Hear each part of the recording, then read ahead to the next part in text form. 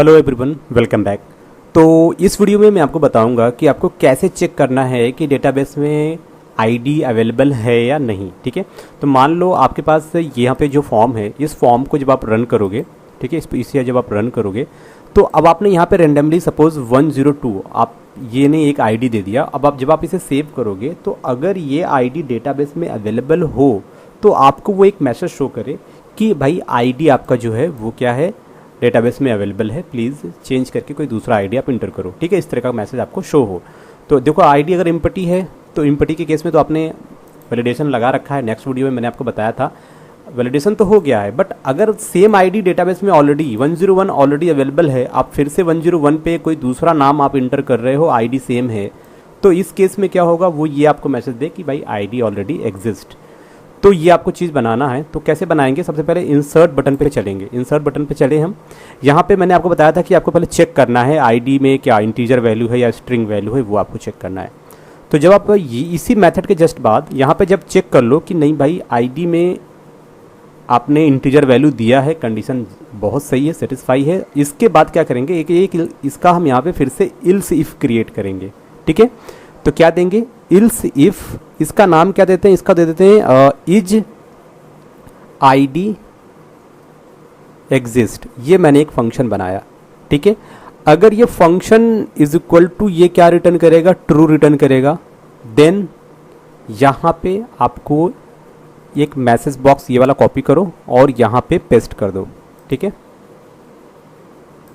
जहाँ पे अब यहाँ पर क्या होगा, आईडी, अब यहाँ पे आपको मैसेज चेंज करना है। ठीक है, यहाँ पर क्या देंगे, ID is already exist. Okay, ये आपने दिया। अब यहाँ पर हम दे देते हैं please inter new, please inter another ID. Okay, ये मैंने एक मैसेज यहाँ पे दे दिया, इसे हम सेव कर लेते हैं। अब यहाँ पे देखो ये एक फंक्शन है, इज आईडी एग्जिस्ट और नॉट, ये फंक्शन है। अब ये फंक्शन मुझे बनाना, ये फंक्शन हम कहाँ पे बनाएंगे, तो अभी नीचे चलेंगे, नीचे ही मैंने फंक्शन बनाए थे सारे। ठीक है, तो यहाँ पर आ जाते हैं, यहाँ पर आपको क्लिक करना है। अब यहाँ पर हम बनाएंगे एक फंक्शन। अब ये वही फंक्शन है, इसकी हेल्प से आप क्या कर पाओगे, to check whether ID exist और नॉट इन डेटाबेस। ओके, अब यहाँ पर आपको बनाना है एक प्राइवेट, ये क्या है आपका फंक्शन है, तो फंक्शन लिखेंगे, उसका नाम क्या है, इज आईडी एग्जिस्ट, ये फंक्शन है हमारा। फंक्शन ये क्या होगा, बाय डिफॉल्ट ये क्या रिटर्न करेगा, रिटर्न करेगा आपका ट्रू।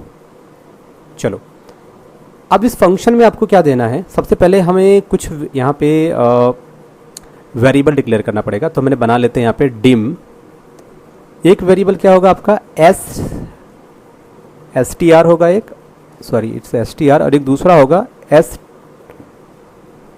T R one. ठीक है, एक होगा आपका एस टी आर, एक S T R one, as ये क्या होंगे, स्ट्रिंग टाइप के होंगे। एक दूसरा बनाएंगे डिम आई एज, ये क्या होगा आपका इंटीजर टाइप का होगा। ओके, ये बन गया। अब हमारे पास जो एस टी आर है, एस टी आर की जो एक मिनट,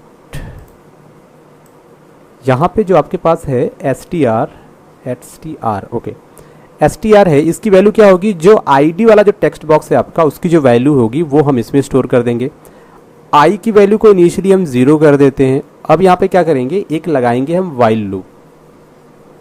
ओके, तो वाइल लूप लगाएंगे, यहाँ पे हम क्या देंगे कि आई की जो वैल्यू हो वो क्या ना हो, डज नॉट इक्वल टू, आपके पास एक ds नाम का एक आपका डेटा सेट नाम से क्या है, डेटा सेट का आपने एक ऑब्जेक्ट क्रिएट किया है dst डॉट, यहाँ पर क्या है, टेबल्स, कौन सा टेबल, ब्रैकेट लगाएंगे, यहाँ पर आपको टेबल का नाम देना है, आपको डेटाबेस से लेके आना है। तो यहाँ पे एम्प्लॉय, ये बेसिकली आपके डेटाबेस का नाम है, और डॉट ये क्या है आपका रोज, डॉट क्या करना है आपको, काउंट करना है। इससे क्या होगा, टेबल में जितनी रो होंगी उसे काउंट करो अगर 10 रो है तो यहाँ पर क्या रिटर्न करेगा, ये रिटर्न करेगा 10। तो मतलब इसकी जगह पे ये क्या हो जाएगा 10। अगर 10 रो होगा तो इसकी जगह पे 10 रिटर्न करेगा। तो कह रहा है क्या 1 डज नॉट इक्वल टू 10। हाँ, कंडीशन ट्रू है भाई, 1 की वैल्यू 10 के बराबर बिल्कुल भी नहीं है, ये कंडीशन ट्रू हो जाएगा। जब ये कंडीशन ट्रू होगा तो यहाँ पर आपके पास एक अनदर वेरिएबल है str1, इसकी जो वैल्यू होगी वो क्या होगी, आपको फिर से यही कोड लिखना है यहाँ पे एम्प्लॉय, और यहाँ पर क्या है रोज जो है ना, यहाँ पे लगाना है रोज। अब ये कौन सी रो होगी, जिस रो की बात यहाँ पे आप जो दोगे आईडी, और आईडी के बाद कौन सा कॉलम होगा, ये आईडी, ठीक। str1 में क्या आ जाएगा, उस टेबल के रो, कौन सी रो, आई की वैल्यू क्या है 0, 0 रो के आईडी वाले कॉलम की वैल्यू इस str में आ जाएगी, ठीक है। 0 वाले रो के आईडी वाले कॉलम की वैल्यू आपके str में आ जाएगी। अब हम क्या करेंगे, अब हमें एक कंपैरिजन करना है। इफ़ जो आपका str है इज इक्वल टू, अगर ये आपका str1, ठीक है, देन आपको क्या कर देना है, रिटर्न फॉल्स। एक मिनट, रिटर्न, यहाँ पे हम क्या करेंगे, अगर इक्वल टू हो गया, इक्वल टू मतलब आपके टेक्स्ट बॉक्स में ये वैल्यू है, ये str में दे दिया, और डेटाबेस में जो वैल्यू मुझे मिला उसे मैंने str2 में दे दिया, दोनों को कंपेयर किया। अगर ये वैल्यू रिटर्न, ये वैल्यू अगर अवेलेबल है तो क्या लिखेंगे, रिटर्न लिख देते हैं ट्रू। हाँ भाई, ये वैल्यू अवेलेबल है, ठीक है, रिटर्न ट्रू हो गया। अच्छा, रिटर्न ट्रू हो गया ये। अब अगला काम क्या करना है इसमें, यहाँ पे हमने क्या दिया था, ट्रू दिया था, इसे फॉल्स करेंगे क्योंकि इसे जस्ट हम उल्टा चेक कर रहे हैं ना, इसे रिवर्स ऑर्डर में चेक कर रहे हैं हम। तो यहाँ पर मैंने इसे फॉल्स दे दिया। क्या कह रहा है, इज आईडी एग्जिस्ट। अगर ये एग्जिस्ट करेगा तो यहाँ पे देखो ये ट्रू रिटर्न करेगा, इसकी वैल्यू ट्रू हो जाएगी, yes exist, it's true. But अगर इज आईडी एग्जिस्ट, अगर यहाँ पर वो चेक करेगा, अगर ये इफ़ कंडीशन फॉल्स हो जाएगा तो वो इफ़, ये इस इफ़ के इस इफ़ ब्लॉक के अंदर तो वो आएगा ही नहीं, और जब वो इफ़ ब्लॉक के अंदर इंटर नहीं करेगा और तब तक वो रिटर्न फॉल्स, रिटर्न ट्रू कर ही नहीं सकता। तो वो यहाँ पर आएगा, इसको चेक करेगा, ये फॉल्स हो जाएगा, सीधा जंप करेगा यहाँ के बाद इंड वाइल लूप के, उसके बाहर आएगा और ये क्या रिटर्न करेगा, फॉल्स। फॉल्स मतलब ये नई वैल्यू है, जो आप आईडी दे रहे हो वो नई है, न्यू है। तो ये जो इज आईडी एग्जिस्ट जो फंक्शन है, ये क्या रिटर्न करेगा, ये रिटर्न करेगा फॉल्स। तो एक बार ऊपर आते हैं, तो यहाँ पर इज आईडी एग्जिस्ट, ये क्या है, यहाँ पर दिया ना है आपको, एक मिनट, यहाँ पे आपको इक्वल टू लगाना है, ठीक है। If ID is equal to exist is equal to true, अगर ये ट्रू होगा तब ये रिटर्न करेगा, पर ये आईडी क्या दे रहा है, फॉल्स रिटर्न कर रहा है। तो इसका मतलब वो आईडी नहीं है, तो ये इसको एग्जीक्यूट नहीं करेगा, सीधा जंप करेगा, अगले इल्सिफ स्टेटमेंट पे जाएगा, ठीक है। तो इस तरीके से आप इसे चेक कर सकते हो। अब नीचे चलेंगे, इसमें कहाँ पे गए, यहाँ पे इज आईडी एग्जिस्ट। तो ये कंडीशन अगर ट्रू हो गई, जब ये ट्रू हो गई तो अब आपको क्या करना है, अब आपको यहाँ पे नीचे की तरफ आना है। यहाँ पे अभी तो आपने सिर्फ 0 मतलब फर्स्ट रो के पहले कॉलम को चेक किया है। हो सकता है आपके टेबल में 100, 200, 50 या 1000 रो होंगी, तो उस केस पे आपको कैसे चेक करना है, तो हमें क्या करना है, हमें यहाँ पे आई की वैल्यू को इंक्रीमेंट करना है 1 by 1। तो यहाँ पे क्या लिखेंगे, I is equal to +1, sorry ये प्लस आपको यहाँ पे लिखना है, यहाँ पे प्लस और ओके, ठीक है। तो अब क्या होगा, अब आई की वैल्यू मतलब ये वाइल लूप के अंदर ही है ना, यहाँ पर आएगा, ये कंडीशन फॉल्स, तो अब क्या होगी, आई की वैल्यू 1 बढ़ जाएगी। फिर यहाँ पर आएगा, आई यहाँ पे क्या कर रहा है, मान लो अगर टोटल 10 है या टोटल 5 रो हैं आपके टेबल में, तो एक बार तो हो गया, यहाँ पे चेक किया सही है, फिर नीचे आया चेक किया, फिर से चेक किया, ये कंडीशन फॉल्स, फिर से यहाँ पर आया, आई की वैल्यू बढ़ गई, अब की आई की वैल्यू 2 हो गई, फिर आया आई की वैल्यू 3 हो गई, फिर 4 हो गई, अब आई की वैल्यू 5 हो गई। यहाँ पे सपोज करो आई की वैल्यू 5 हो गई, ये जब ये लाइन चला आई की वैल्यू 5 हो गई, जब यहाँ पर आया, यहाँ पर आपको मैंने 1 दिया, एक मिनट, यहाँ पे 1 नहीं होगा, यहाँ पे क्या होगा, यहाँ पे होगा आई, ओके सॉरी बाय मिस्टेक, यहाँ पे होगा आई। तो आई की वैल्यू हम चेक कर रहे हैं ना, तो अब आई में कितना है 5, और आपके टेबल में कितनी रो है 5, तो क्या रहा है कि 5 does not equal to, table में जो जितने रो हैं उससे बराबर नहीं है, कंडीशन हो जाएगा फॉल्स। ये कंडीशन फॉल्स होगा, सीधा जंप करेगा और यहाँ पे फॉल्स रिटर्न करेगा, तो मतलब ये रिकॉर्ड इसमें है ही नहीं, ठीक है। तो वो जाके ऊपर जाके आपको वो प्रिंट कर देगा। तो चलो अभी क्या करते हैं, अभी हम इसे ओपन सेव कर लेते हैं, इसे हम एग्जीक्यूट करेंगे। तो बाय डिफ़ॉल्ट देखो यहाँ पे 101 अवेलेबल है, तो 101 पे ही मैं यहाँ पे कर देता हूँ इट्स रमाकांत, ठीक है। और यहाँ पर आ गए और इसको मैं यहाँ पे दे देता हूँ 1000। आईडी सेम है, बाकी सारी वैल्यू मैंने चेंज कर दी, उससे कोई दिक्कत नहीं। हमें क्या चेक करना है, हमें चेक करना है आईडी वो डेटाबेस में अवेलेबल है या नहीं। तो अब आप यहाँ पे जब आप इंसर्ट पे क्लिक करोगे, एरर आया, 1 मिनट, एरर क्या दे रहा है यहाँ पे, object reference not set an instance of object. Okay okay, कोई बात नहीं कोई बात नहीं, इसको अब आपको चेक करना है ये एरर आपको क्यों दे रहा है, ठीक है।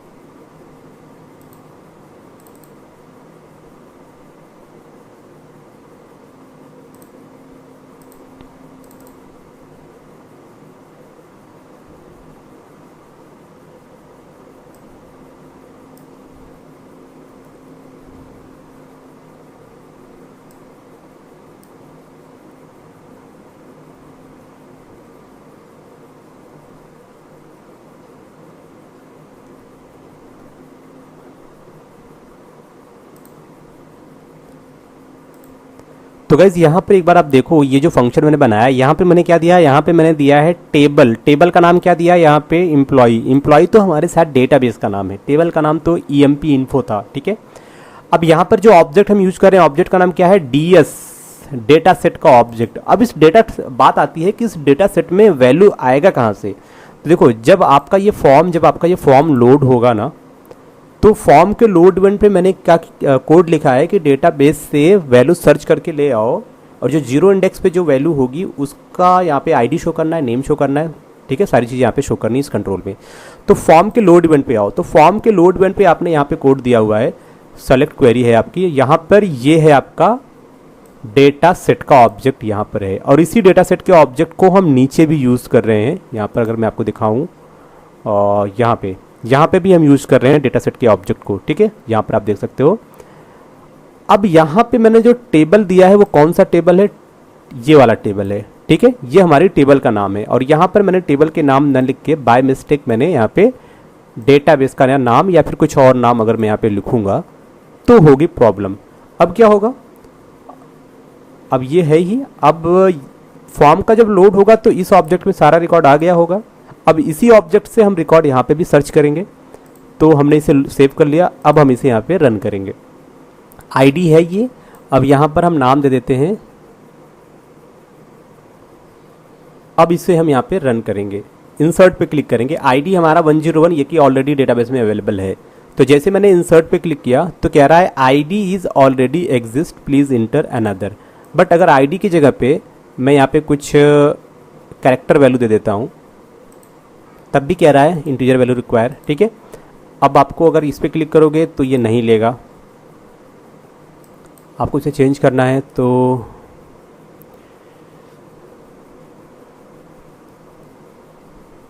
यहाँ पे, ठीक है, और यहाँ पे आपको चेंज करना है वैल्यू। अब अगर आप क्लिक करोगे तो ये लेगा नहीं। अब आपको यहाँ पे क्या करना है, नंबर 4 इंसर्ट पे क्लिक किया, रिकॉर्ड आपका सक्सेसफुली यहाँ पे ये इंसर्ट हो चुका है, ठीक है, रिकॉर्ड इंसर्ट हो गया। अब रिकॉर्ड जब हमारा इंसर्ट हो गया तो क्लियर भी होना चाहिए, ये कंट्रोल क्लियर हो जाए। क्लियर कैसे होंगे, क्लियर के लिए बहुत ही सिंपल है, आपको क्या करना है, एक प्रोसीजर बना लेना है, ठीक है। तो एक फंक्शन या प्रोसीजर हम बना लेंगे, तो यहीं पर आ जाते हैं, यहाँ पे शो डेटा क्या था, शो डेटा से आप ग्रिड उसमें रन पेज के लोड इवेंट पे आप रिकॉर्ड को शो कर रहे थे। अभी यहाँ पे क्या करेंगे, एक का हम बना लेते हैं to clear all control value, अब हम क्या बनाएंगे, एक प्रोसीजर बनाते हैं। प्रोसीजर बनाने के लिए क्या लिखेंगे, सब, इसका नाम क्या होगा, CLR प्रोसीजर। यहाँ पे सबसे पहले क्या करेंगे, ID डॉट, आपके पास एक क्लियर नाम का मेथड होता है, उससे क्लियर कर दो ID को। फिर आपका आता है fname डॉट, आपको इसे क्या करना है, क्लियर करता है। फिर क्या है lname डॉट, आपको क्या करना है, इसे, it's a text not a text, इसे आपको क्या करना है, क्लियर करना है। फिर आपके पास आता है डेजिग्नेशन डॉट, क्लियर करना है। फिर आपके पास आता है सैलरी डॉट, ये भी क्या करना है, क्लियर करना है। और कुछ है इसमें, नहीं, कुछ नहीं है। ये आपने बना लिया। अब आपको ना इसे कॉल करना होगा। कब कॉल करना होगा, जब आप रिकॉर्ड को इंसर्ट करो, तो इंसर्ट पे आएंगे, रिकॉर्ड यहाँ पे कहाँ गया, जहाँ पे ये वैल्यू आएगा, रिकॉर्ड सक्सेसफुली इंसर्टेड। जब ये सक्सेसफुली इंसर्ट हो जाए तो आपको ये कॉल करना है। फिर यहाँ पे जो ID है आपका, it's ID dot focus, ID पे जो कंट्रोल है उस पर फोकस आ जाएगा कर्सर का, ठीक है। और अगर ऐसा नहीं होता है तो क्या लिखेंगे, रिकॉर्ड नॉट सेव। ओके, अब इस केस में क्या होगा, मान लो यहाँ पे मैं देता हूँ नंबर 5, यहाँ पे मैं देता हूँ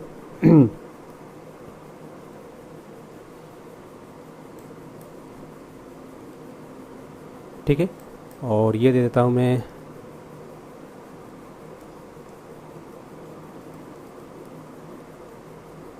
यहाँ पे मैंने इसे सेव किया। जैसे सेव किया, ओके पे क्लिक करेंगे, उसके बाद ये कंट्रोल खाली हो गया, कर्सर आपका यहाँ पे आके ब्लिंक कर रहा है। तो यहाँ पर मैंने देखा कि किस तरीके से हम ID को चेक कर सकते हैं और किस तरीके से हम कंट्रोल को क्लियर कर सकते हैं। उसके लिए हमने एक अलग से फंक्शन यहाँ पे बना रखा है क्लियर नाम का, और जब भी हमें ज़रूरत पड़ेगी तो हम इसे कॉल कर लेंगे। ओके गाइस, तो मिलते हैं आपसे नेक्स्ट वीडियो में, तब तक के लिए बाय बाय।